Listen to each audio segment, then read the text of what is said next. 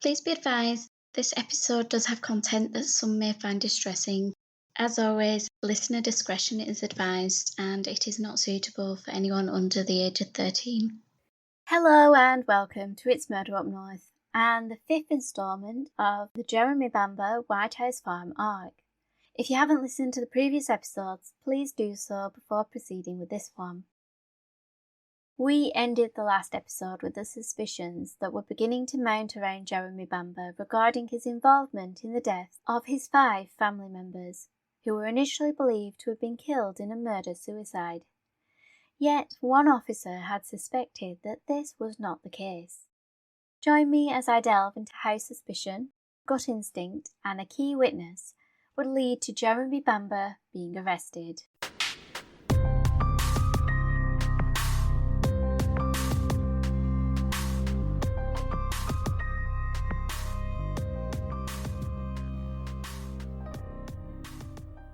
Call it police intuition, but DS Dan Jones had a sense that something was not right about the 24-year-old Essex man, whose parents, June and Neville Bamber, sister Sheila, alongside Daniel and Nicholas, his 6-year-old nephews, had been brutally slain in a Georgian farmhouse located close to the Blackwater estuary. But was it just a feeling? His superior officer and lead on the case, DS Tom Taft Jones, had insisted that Stan was wrong, and that it was Sheila, a paranoid schizophrenic, who had killed her parents and sons before ending her own life. Yet Stan could not let it go. Was it Jeremy's actions and behaviour following the deaths of his immediate family? Or was it the fact that the detective wasn't alone in his suspicions, with members of Jeremy's extended family also suspecting that the accepted narrative was incorrect? In the aftermath of the deaths, Stan, alongside DC Mick Clarke, had been tasked with liaising with the family and gathering statements, primarily for the pending inquest. Yet despite his misgivings, he had also been ordered to quell any doubt the family may have had when it came to Sheila's responsibility. It put Stan in an uncomfortable but also beneficial position, as he would spend time with Jeremy and the family, being privy to conversations and actions that confirmed in his mind that there was more to the story than initially thought. The problem was he needed proof his suspicions were correct. June's niece, Anne Eaton, was one of the first family members to side with Stan. She was also the first person to have rushed to Jeremy's side upon hearing the devastating news. Anne admitted that in the days after the deaths, her cousin had seemed genuinely distraught. She observed Jeremy sobbing, listened to him lamenting that his family were all gone, but had also begun to question the sincerity of his words when contrasted with his actions. Within a day of the deaths, Jeremy had made arrangements to see his solicitor, accountant and bank manager to deal with the wills, the management of the farm and discuss the financial situation. He had insisted that this was an urgent matter as the farm still needed to be run, but Anne also recalled that he seemed cold and detached when discussing the family assets. This was particularly noticeable when he arranged for Sotheby's to come and appraise the contents of White House Farm, with the intention of selling them. This included heirlooms which had been in the family for generations. He had allowed his friend Brett Collins to drive around in Neville's car, and attempted to give June's car away to the mother of his girlfriend. Reports regarding his actions towards the family dogs suggested he was a callous individual. It was disclosed that in the immediate aftermath of the deaths, June's Shih Tzu Crispy had been found cowering in the main bedroom under the bed.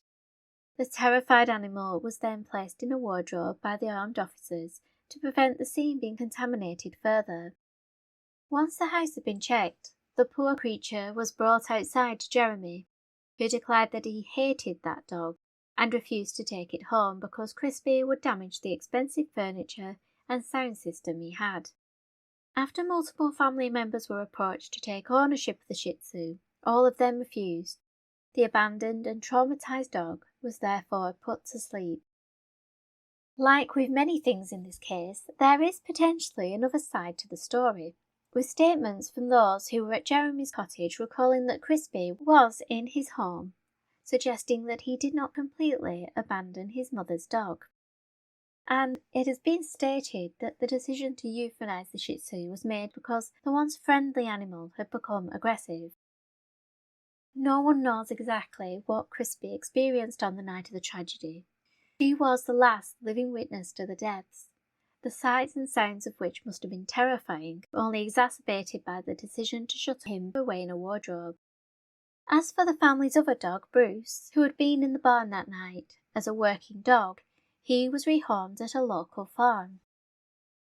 With regards to Jeremy's attitude towards the contents of his family home, it was hard for many to comprehend how he could so easily let go of items that not only held financial value but were sentimental pieces. His treatment of some of these items was also called into question, particularly when it came to the contents of Sheila's flat in Maida Vale. Colin Caffell recalls arriving at his ex-wife's apartment just weeks after the deaths to find that the pictures had been taken off the walls and furniture was stacked or positioned ready to be removed. But it was the treatment of his son's bedroom which stung the most. Entering the room where his 6-year-old twins had once played together, drew pictures and listened to bedtime stories before falling asleep, Colin found it virtually empty, with all the toys, clothes and precious mementos having been placed in black bin liners and secreted in the closet. This seemingly cold detachment demonstrated by Jeremy only fueled suspicions regarding his motivations. Were these the actions of a man driven by grief, unable to face looking at items that belonged to his family? Perhaps he had chosen to sell certain items to cover death duties, funeral costs and other expenses. Or was he solely driven by greed, or the need to acquire money quickly? Jeremy would benefit greatly from the deaths of his family. June and Neville had multiple assets, businesses, land and property, which he was set to inherit upon the deaths of his parents, sister and nephews.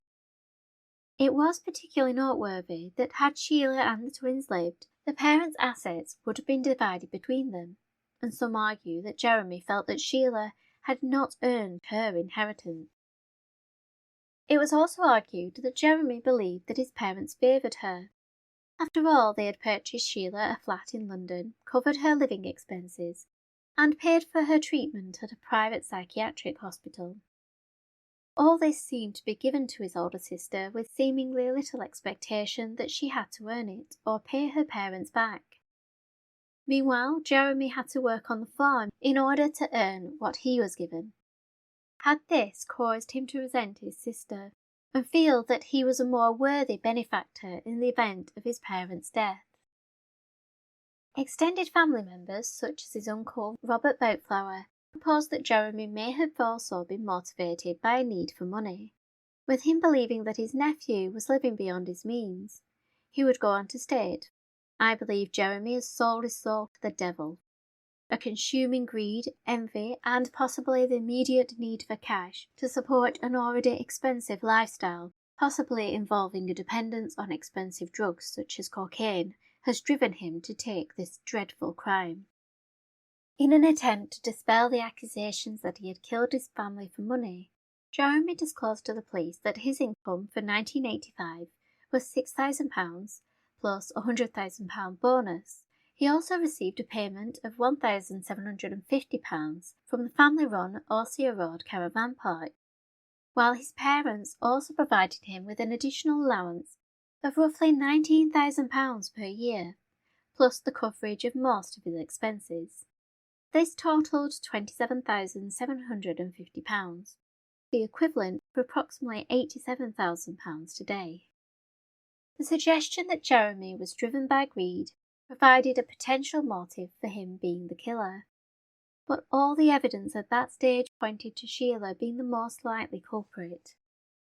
Police took into consideration the discussion at the kitchen table between Sheila and her parents, during which it was implied that her children would be taken away. This provided the potential reason for her actions. However, it was stated by several individuals, including the twins' father, Colin, that such a discussion wouldn't have occurred. June and Neville would not have been willing to let the twins be in the care of someone else, and the conversation didn't take into account that at the time Colin technically had sole custody of the boys, and he would not have allowed his sons to be fostered. Others have suggested that if such conversation took place, then it was more likely that Sheila's parents were suggesting the idea of day fostering, which had been something offered to the 28-year-old in the past, as a service where the twins were taken care of for a few hours per day, but she retained her parental rights. However, alongside this alleged table discussion was the phone call from Neville stating that Sheila had hold of a gun and was acting erratically. It is, however, important to consider that the only living witness to the table discussion and Neville's phone call was Jeremy, which would lead to speculation that these were fabricated in order to fit the narrative he fed to the police. With regards to the farm, the police had found no sign of forced entry, which may implicate another person's involvement in the deaths, and the most crucial aspect being the discovery of Sheila's body with the gun lying upon her chest, the muzzle beneath her chin. A day after the bodies had been found, a meeting was held at White House Farm, attended by various police officers, the forensics team and the pathologist, Dr. Peter Vanessas, who had carried out the autopsies. Although the meeting was due to start at 4:30, Detective Chief Inspector Taft Jones, who was to conduct the session, was running late, giving Stan Jones the opportunity to voice his concerns about the case. Midway through his speech, his superior officer entered, and it was clear from his expression that Taft was not impressed with Stan's assertions. Taft Jones was adamant they were dealing with 4 murders and a suicide, and didn't seem interested in considering other avenues, even after it was revealed by Dr. Vanessas that Sheila had sustained 2 gunshot wounds. Stan questioned how this was possible, recalling that he had once suffered immense pain caused by a single tooth, yet Sheila had been able to fire the gun a second time, despite the first bullet having caused extensive damage to her jaw, and by the account of the doctor was likely rendered incapacitated. However, Taft Jones was quick to retort that it was a well-known phenomenon during the war that soldiers could suffer fatal injuries yet still continue to function for a short time in spite of them. While another suggestion was that Sheila had been in a seated position when she fired the first shot, and as she was thrown backwards by the force of the blast, her finger pulled the trigger for a second time. Although these were potentially plausible explanations, Stan remained unconvinced, and a discovery just 3 days after the tragedy would only compound his suspicions. In the days after the deaths of his family, Jeremy expressed that he never wanted to step foot in White House Farm again, with him stating that he was already haunted by the faces of those he had lost, without being surrounded by reminders of them. This was a position he would reluctantly change. By the 10th of August, the police had completed their activities in the home. They had collected evidence, taken photos, and disposed of any damaged or blood-stained items. A new security alarm was fitted, and the door, which had been forced open in order for the armed police to gain entry, had been replaced. With Jeremy refusing to return to the house, his cousin Anne Eaton was handed the keys, and she was given a brief overview of what had occurred on the night of the killings, with a police officer guiding her around the house, pointing out the areas of missing carpet where bodies had lain. Having already discussed their suspicions of Jeremy, Anne and her relatives took the opportunity to look for clues the police may have overlooked. Accompanied by her brother David and father Robert, Anne entered the home, where she began to clean the property, mopping the floors, vacuuming the rugs, wiping down surfaces, and straightening the furniture. The extended family also searched the home, looking for something that could support their growing suspicions of Jeremy. On the walls of the main staircase they found bloodstains, suggesting someone, possibly Neville, had been bleeding, perhaps as he headed downstairs to confront his attacker or make the call to Jeremy. In the main bedroom, the only suggestion that something untoward had occurred was the replacement patches of carpet which indicated where the bodies of Sheila and June had lain, while sections of wallpaper had been torn and the bedding had been removed, as was the case in the twins' bedroom. But there didn't seem to be anything of significance to help dispel the notion that Sheila had killed her family. That was until David Boutflower headed into the den located off the scullery, where a cupboard was built under the staircase. It was a small recess barely 4 foot at its tallest point, and contained several boxes, a dartboard, and a paint sprayer. Within some of the boxes were cartons of gun cartridges. Another contained a scope for the Anschutz .22 rifle, stored in its original packaging. Pulling out another box, David retrieved a silencer, which also belonged to the Anschutz, the model of gun used in the massacre. He questioned why Jeremy would have removed the scope and silencer from the weapon, as these would have assisted him while shooting rabbits, a task the 24-year-old had claimed he had undertaken the night his family died.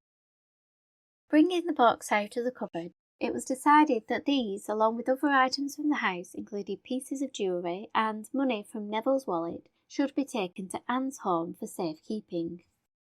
Once there, the silencer was carefully examined under the light of the overhead lamp, which was positioned above the kitchen table. Within its illumination, details became visible, which David had missed in the dimly lit den at White House Farm. There was a deep scratch mark on the surface of the silencer, and further along appeared to be a fleck of red paint. Turning to view the knurled end of the item, a dark red substance became visible, with Anne agreeing that it appeared to be congealed blood. Unsure how crucial this discovery was, the silencer was handed over to the police, who sent it away for forensic testing, a process which would take at least 3 weeks.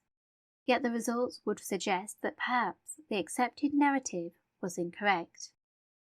In the meantime, more evidence would be needed to prove this. But with nothing else to connect Jeremy to the deaths, Stan Jones and the family began to feel the 24-year-old may get away with what appeared to be the perfect murder. However, the testimony of one person would change the course of the investigation. On the 7th of September 1986, Stan received the call he had hoped for. From the moment he had met Julie Mugford, the officer was convinced Jeremy's girlfriend knew more than she had revealed. But when he sat down to speak with her roughly a month after the killings, even Stan was not prepared for how much information the 21-year-old trainee teacher was about to disclose. Julie had been in her student accommodations in London at the time of the shootings, but upon learning that his family was dead, arrangements were made for her to be collected and brought to Jeremy's home in Goldhanger. Julie had volunteered to identify the bodies when neither Jeremy nor Sheila's ex-husband Colin, who was the father of the twins, were willing to take on the task. She had been the first person Jeremy had called, and she remained by his side throughout the ordeal. Yet from the start, Stan felt she was hiding something. The detective's first attempt to coax information from her came when he asked for clarification regarding what time Jeremy had called her on the morning of the 7th of August, informing her of an issue at the farm. Julie's initial answer had been vague, with her stating it had been about 3 a.m, but Stan needed this to be narrowed down, believing it may catch Jeremy in a lie. According to the 24-year-old, his father Neville had contacted him at roughly 3:15, stating that Sheila had gone mad and was wielding a gun, but the phone went dead and Jeremy could not restore contact. Approximately 10 minutes later, at 3:26 a.m, Jeremy contacted the police to report his father's call. But Stan Jones wanted to place the time Jeremy had called Julie that morning, as he suspected she was either contacted prior to his father's alleged call or in the intervening minutes before Jeremy had called the police.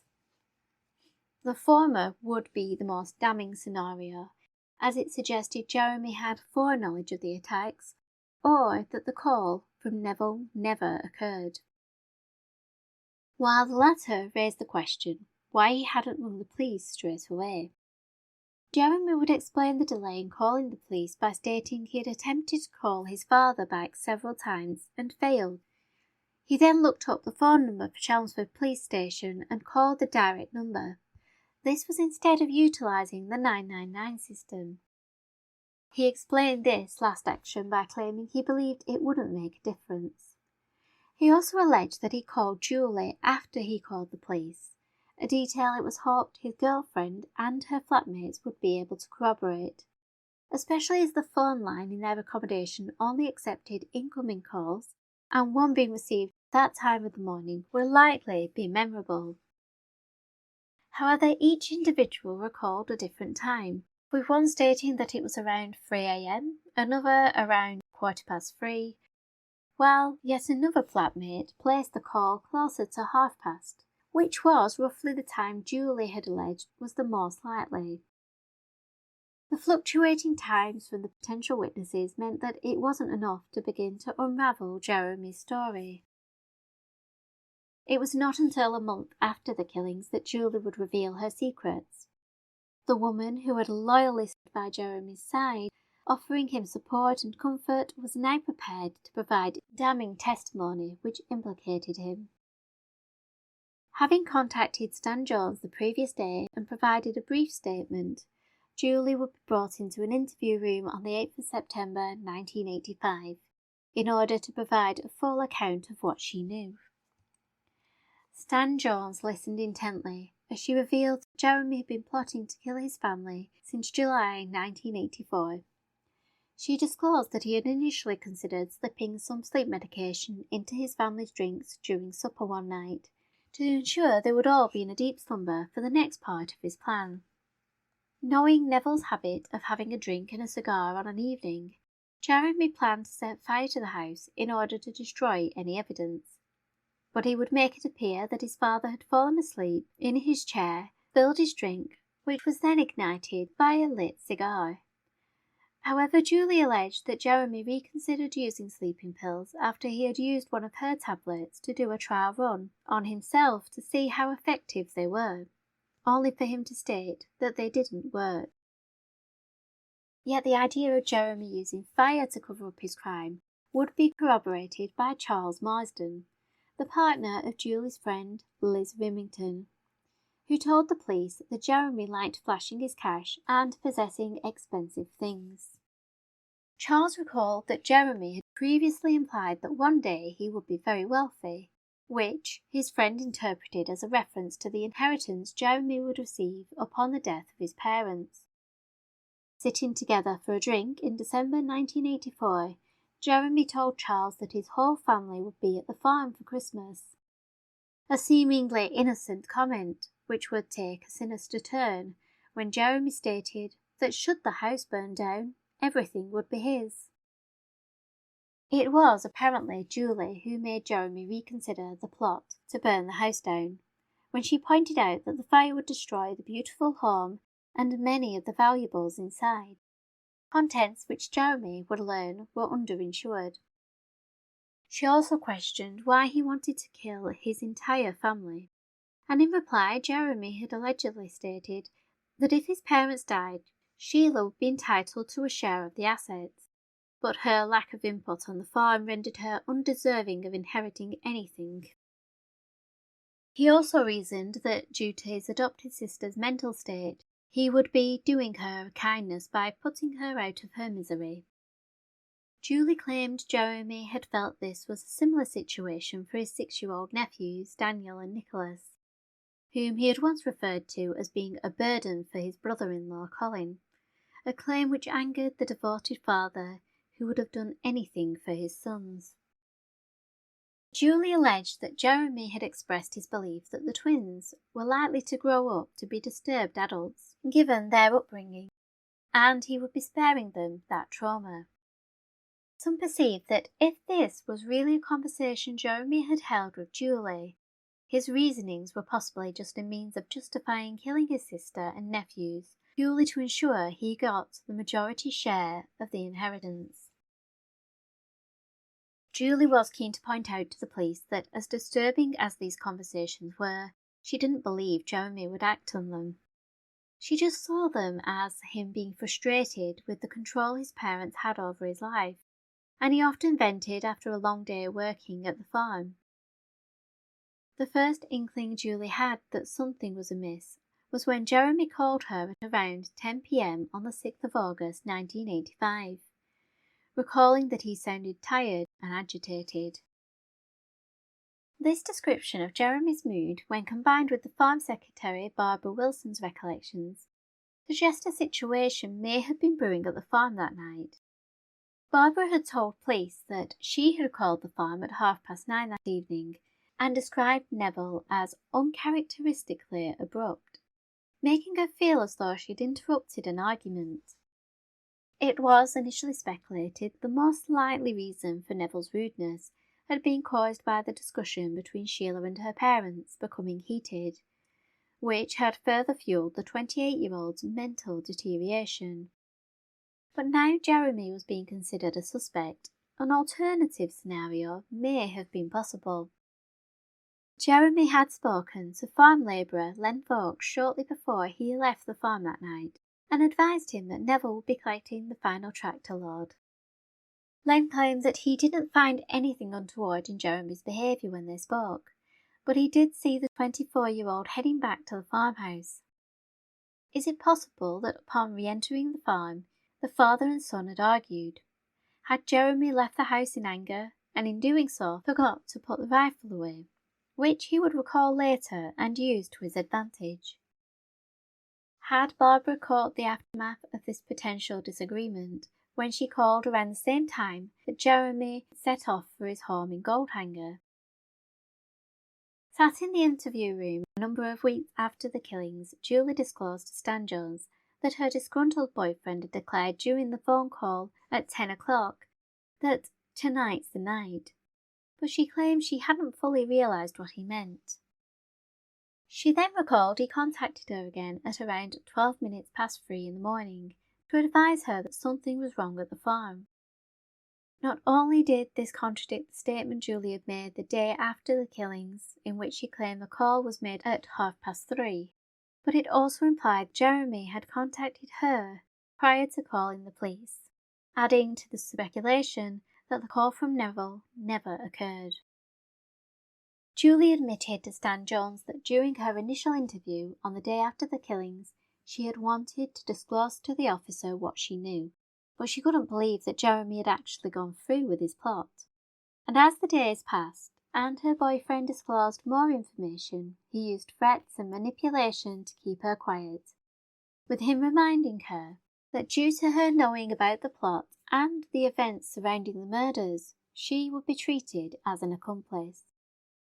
Julie went on to allege that Jeremy told her that he had hired a man called Matthew MacDonald to carry out the murders.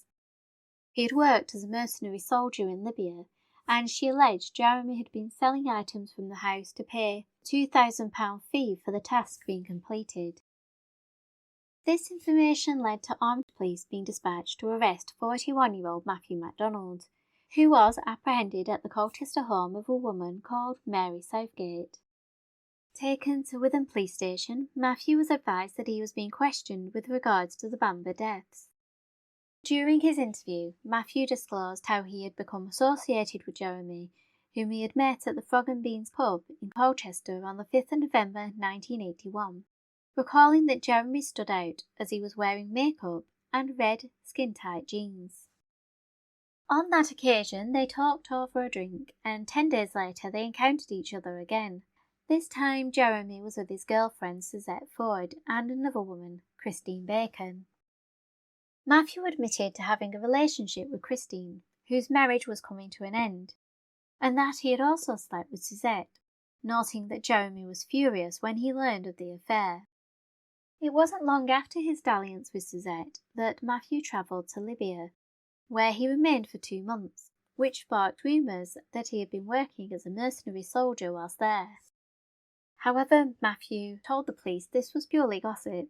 He had never been in combat, but maintained the pretense because he liked that it made people perceive him as being something special, mysterious, and potentially dangerous. He admitted that in actuality he was simply a self-employed plumber who had gone to Libya to work on a building contract. Throughout his interview, Matthew was candid with the officers, going on to disclose that upon returning to the UK, he saw Jeremy less frequently, with their relationship changing to that of a dealer and supplier, with the pair exchanging cannabis and marijuana. And on occasion they would take drugs together while at Jeremy's cottage, where Matthew remembered 3 cannabis plants were being cultivated on the windowsill. Matthew also told the detectives the last time he saw Jeremy was at the home of Christine Bacon in December 1984, stating that he turned up proudly wielding 2 ducks that the young farmer had shot with a recently acquired rifle. With regards to his whereabouts on the night of the murders, Matthew, a married man, openly admitted that he had 2 mistresses, Christine Bacon, with whom he had a son, and Mary Southgate, whose home he was at when he was arrested. Both these women were under the belief that Matthew was a divorced man, who, due to his work as a self-employed plumber, would go away for days or weeks at a time. It was the perfect cover for him to carry out his affairs. But any thoughts that he had used this cover to commit the crime were dispelled when he admitted that he had spent the night of the 6th of August with Mary Southgate. When questioned, Mary would corroborate this claim, stating that Matthew usually spent either a Tuesday or Wednesday night at her house, with him arriving around 8:30 and departing for work at 5:30 in the morning. She confirmed that this was the case on August the 6th. These timings combined with her evidence helped to clear Matthew MacDonald of any suspicion, and he was released without charge. Addressing why she had implicated Matthew MacDonald, Julie stated that she wanted to believe it was true, because the thought that Jeremy had killed his family was incomprehensible. Matthew would not be the only one who would be drawn into the investigation, with police suspecting that his friend Brett Collins may have been involved in Jeremy's plot. Brett and Jeremy had both been apprehended at Sheila's flat on the morning of the 8th of September, following Julie's confession, with Taff Jones making the arrest, much to the disappointment of Stan Jones, who felt that it was only through his persistence that Jeremy had been involved that led to him even being considered a suspect. Both men were brought back to Essex, with Brett being asked about his association with Jeremy. The New Zealander stated that they had been introduced to each other through a mutual friend in Auckland in 1981, going on to state that Jeremy had resided with him for 3 months before travelling to Australia. The last time Brett had seen Jeremy prior to the deaths was in June 1985, when he had stopped at the cottage in Goldhanger for a brief stay before heading to Hawaii. It was during this visit that Brett met with Jeremy's parents, the reserved and standoffish Neville and the quiet June. The latter, Jeremy had told him, had been mentally disturbed in the past. Brett did not meet Sheila, but was aware of her due to the details Jeremy had provided him. However, he did get the opportunity to become acquainted with Julie, whom he claimed he got on well with. Reflecting on the relationship between Jeremy and Julie, Brett perceived it to be very one-sided. She appeared to be after a long-term commitment, whereas Jeremy didn't seem to have any plans for the future of the relationship.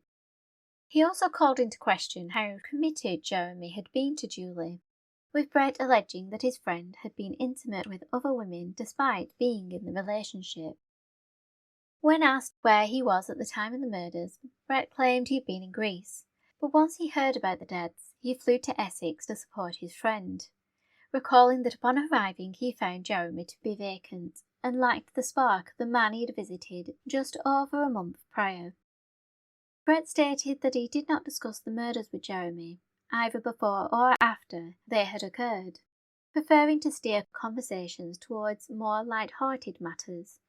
However, he was privy to discussions regarding Jeremy's inheritance. He learned that his friend would receive June's 42% stake in the Orsia Road Caravan Park, which would be combined with his existing stake of 8%. The 24-year-old was also due to inherit some of the land at Whitehurst Farm, which, unlike the house and other acreage, was owned by the Bambers, not tenanted. He would also get his father's shares in his maternal grandmother's former home in Guildford, as well as other properties including the cottage at Goldhanger and Sheila's flat in Maida Vale. When asked about Jeremy's emotions and behaviour on the day of the funeral, which some had noted seemed uncharacteristic for someone in mourning, Brett replied that although his friend appeared to be in good spirits, it was likely only because he was surrounded by people who were trying to lift his mood. Brett admitted that one way he had done this was to advise Jeremy to make up his face for the cameras, to appear more grief-stricken, but insisted it was purely a joke. With regards to his whereabouts at the time of the killings, Brett was able to provide police with his complete travel itinerary, which proved he had been out of the country, and he adamantly denied having any knowledge or conversations with Jeremy regarding a murder plot.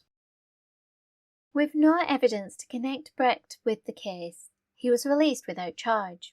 However, Jeremy would not be so fortunate, as although he would deny all the accusations made against him, there was one confession Julie would make which would enable the police to extend his stay in custody.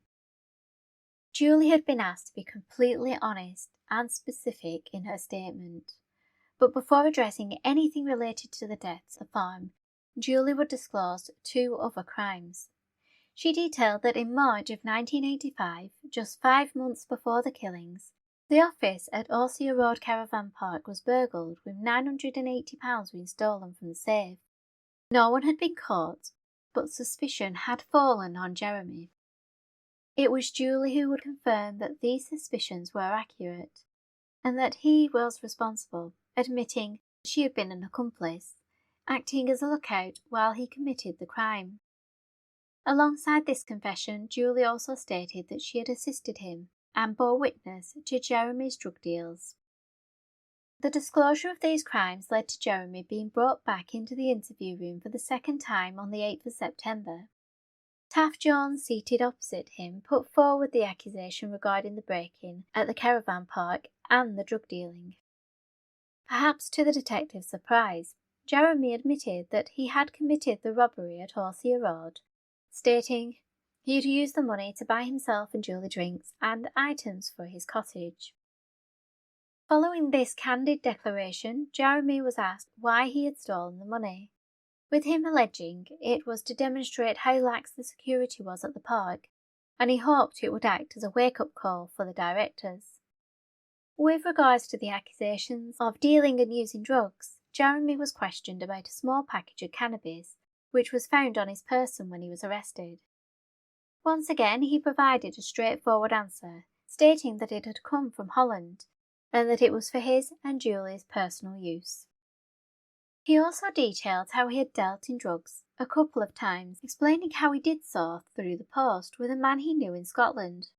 But this was over 12 months earlier, and he hadn't done any deals since. This lined up with the story from the original tenant of Jeremy's cottage, whose grandson's name was on a letter addressed to Jeremy's house. The postman, aware that the tenant had recently moved, brought the letter to the new address, where the grandson opened it to find £100 in cash and a note stating, "Hope this is to your liking." At first, this letter, with a Scottish postmark, was a mystery, until later that day when Jeremy came to claim it and chastised the grandson for opening his mail. With Jeremy being so candid, Taft changed the subject, with him focusing on Jeremy's recollections of what happened the night his family died.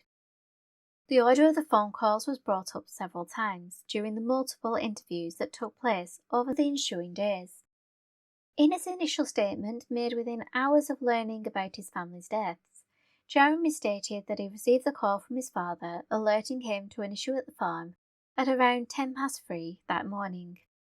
He then claimed he rang Chelmsford Police Station before calling Julie at 3:30. Now sitting before Taft Jones over a month later, Jeremy confirmed he received a call from his father after 3 a.m, but could no longer recall the exact time. He explained that after the call abruptly ended, he attempted to reconnect roughly 30 seconds later, and did so a couple of times without success.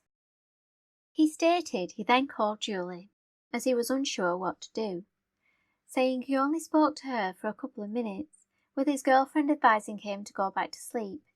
Yet contrary to her advice, he contacted the police.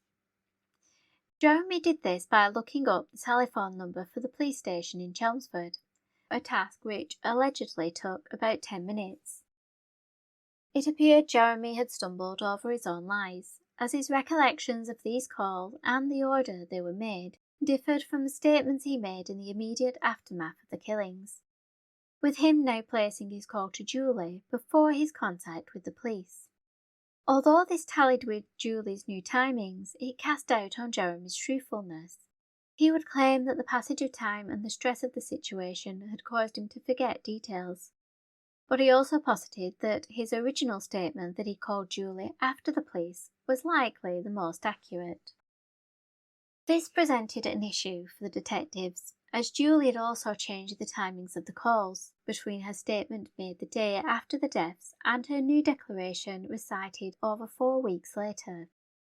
It was her word against Jeremy's, and without any other evidence such as call records, it proved difficult to discern who in this situation was telling the truth. Regardless of the timing of these calls, detectives also wanted to explore the reason behind them, with it being suggested to Jeremy that they had been a ruse to conceal his involvement in the crime. Jeremy denied the accusation and continued to denounce any suggestion that he planned or was involved in the killings. Jeremy's first interview ended with Taft Jones unable to get anything to implicate him in the crime. The seasoned detective was still clinging to the narrative that it was Sheila who had been the killer, and after Jeremy had been returned to the cells for the night, Taft Jones rang Stan Jones. Dejected, the senior of the 2 officers stated he had gotten nothing out of Jeremy, and he believed it was possible that Julie had concocted her confession. Stan questioned how he could reach such a conclusion, when Julie had told the truth about the drugs and the burglary. Therefore, why was it difficult to conceive that she was telling the truth about the killings? Despite his misgivings, Taft Jones conceded that Jeremy's confession to the burglary and the drugs did corroborate Julie's statement. It was Jeremy's confession to these crimes which meant that they could charge the 24-year-old with the burglary at Orsay Road, for which he would be remanded in custody, allowing officers an additional 4 days to question him in relation to the deaths of his family. Everything was falling into place, with Stan Jones feeling justified for remaining steadfast in spite of his suspicions being cast aside. And at a meeting on that Monday he felt vindicated further, as officers began to see things from his perspective. Given the opportunity to speak to those gathered, Stan stated his reasons for suspecting Jeremy, who at this point had only just been brought in for questioning. Repeating Julie's claim that Jeremy had been planning the murders for a year, he also pointed out that the 24-year-old's family, friends and acquaintances had noticed Jeremy's emotional state and behaviour did not seem to tally with someone whose family had died in such a sudden and shocking manner. Stan also pointed out the evidence, particularly the detail that Sheila's hands had hardly any traces of residue from the gun.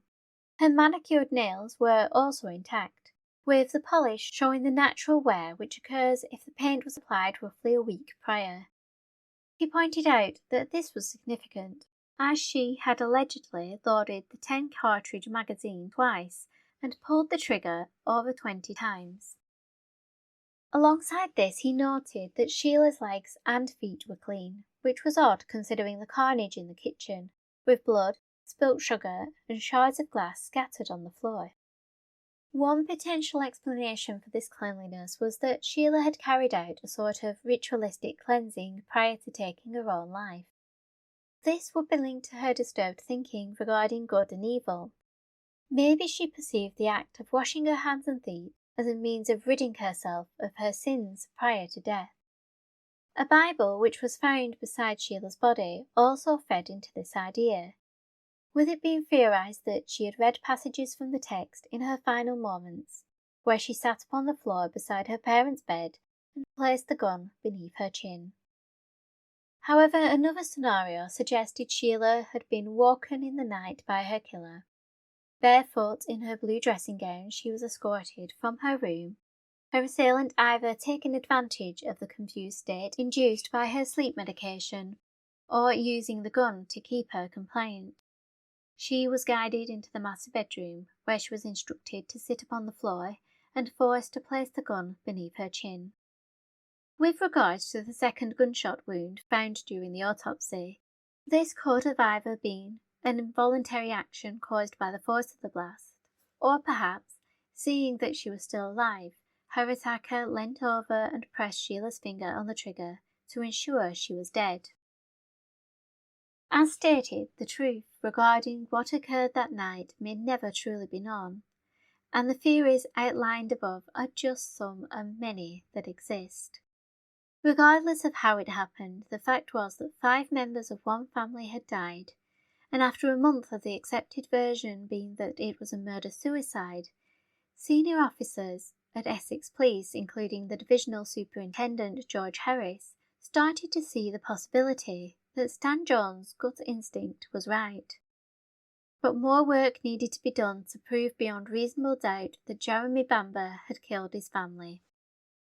While Jeremy was being held at Witham Police Station, officers were deployed to search the cottage in Goldhanger, where they discovered equipment for the cultivation of marijuana, but also found a red lady's bicycle, similar to one owned by June Bamber, which Jeremy's cousin Anne Eaton had reported missing from the farm.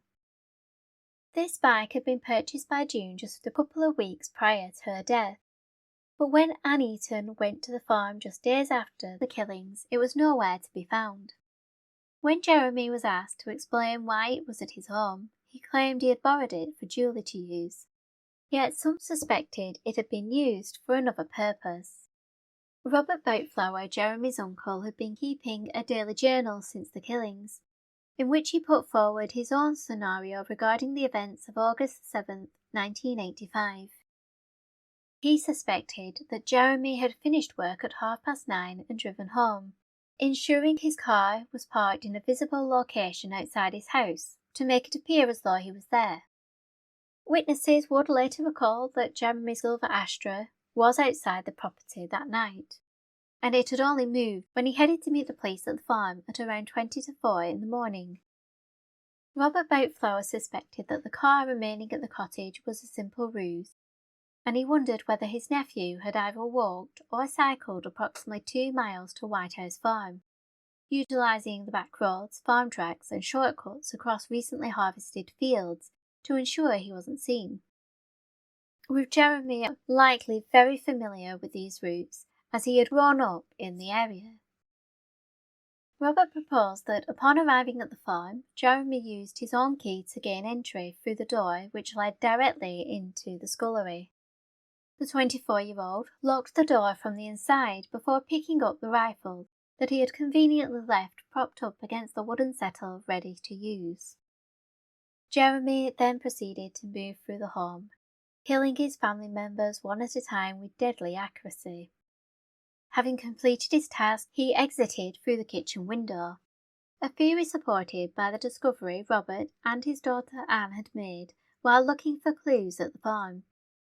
They discovered that when standing in the farmyard, one only had to tap on the frame of the kitchen window in order for the latch to fall into locked position, making it appear as though it had been secure the whole time. This may explain why police found no signs of anyone entering or exiting the home that night. When Jeremy's girlfriend Julie had gone to the police to speak of his involvement in the killings, she had also brought up the existence of this flaw in the kitchen window.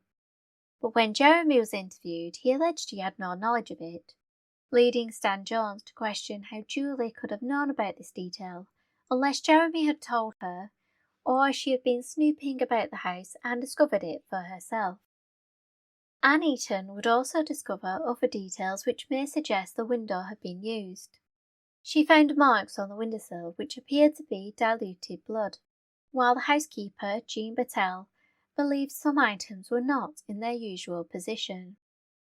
But did this support the idea that someone had used the window that night as an escape route? Or was this simply caused by the police during their investigation and clean-up of the crime scene? With regard to connecting Jeremy to the bike, Robert Boutflower theorised that once his nephew had climbed through the window, he had ridden home on the bicycle, once again utilising the back routes in order to avoid being seen. It was a plausible explanation for why June's bike was at Jeremy's cottage, and his use of the back roads, farm tracks and fields would account for the dried mud on the tyres. The bike and Julie's confession only tenuously linked Jeremy to the deaths, and with tests on the silencer that had been found in the gun cupboard by David Beltflower continuing, it was felt it was not enough to charge him with murder. Therefore, having been held for 4 days, Jeremy was released on unconditional bail, charged with the burglary at Orsia Road. The release of Jeremy brought the case back into the public eye. Articles driven by speculation were published in the newspapers, including theories regarding what had happened at the farm that night. One such story had implied that Sheila owed money to some high-level drug dealers in London, and unable to pay her substantial debt, a hitman had been hired to kill her. Others had claimed that flashlights, discovered in the fields surrounding the farmhouse, had been used to signal a light aircraft for drug drops, and one such aircraft had been seen flying low over the fields of the farm the previous day. This may have actually been a plane capturing aerial photographs, one of which still exists today. There was also details regarding the deaths, which the police had tried to keep out of the public forum, including a report by the Evening Gazette which disclosed that bruising on Neville's body suggested he had been violently beaten prior to being shot.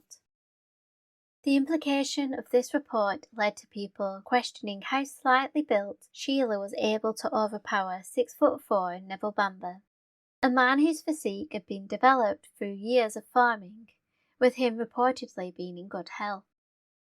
The papers also reported that the gun used in the killings had been reloaded, although the exact number of bullets used had not been confirmed. The article went on to disclose that there had been a significant level of overkill used by the perpetrator. An attempt was made by Essex police to quash these rumours, but they failed to prevent speculation continuing. However, with the investigation now being led by DSI Mike Ainsley, the detective's primary focus was on Jeremy Bamber, who had been placed under surveillance. Unfortunately, this did not extend overseas. Upon his release from custody, with only the burglary charge against him, and on unconditional bail, Jeremy opted to leave the country and head to the south of France for a holiday, a decision which has been scrutinised in the years since, with suggestions he was living the high life in Saint-Tropez. These claims have been dismissed by Jeremy, who alleged that upon his release the press had been hounding him, and he just wanted to get away from it all. Accompanied by Brett Collins, he boarded a ferry and drove to the south of France, stayed in modest accommodations and tried to be inconspicuous. Jeremy had advised his solicitor that he intended to be back in time to appear in court to answer the burglary charge, which was due to take place in October. But his movements were not disclosed to Essex police, who were in the dark regarding his whereabouts. However, his trip to France proved beneficial, as it gave the police the opportunity to strengthen the case against the 24-year-old. Officers were deployed to carry out tasks which many argued should have taken place in the immediate aftermath of the killings, such as door-to-door inquiries in the area, the collection of statements and more thorough examinations of the farmhouse. A sign that the police were approaching the case more thoroughly was clear in the disparity of how much information was collated. It was reported that in the period between the deaths on the 7th of August and Jeremy's arrest on the 8th of September, roughly 30 statements had been collected, whereas after his arrest they had gathered over 100. The consensus seemed to be amongst the locals that Sheila did not have the character or capability of killing her family, and residents sought to address the reports in the newspapers which besmirched and objectified her. Those who provided interviews to the press were keen to point out that Sheila was far from being the drug-addicted glamour model portrayed in the papers, highlighting instead that she was a gentle, caring and quiet woman from a respectable family who was a devoted mother. Some also pointed out that Sheila hadn't been modelling for a couple of years, and had been struggling to support herself with short-term jobs such as working as a cleaner. For Stan Jones, it was becoming apparent that more people were considering the prospect that Sheila had not been the perpetrator.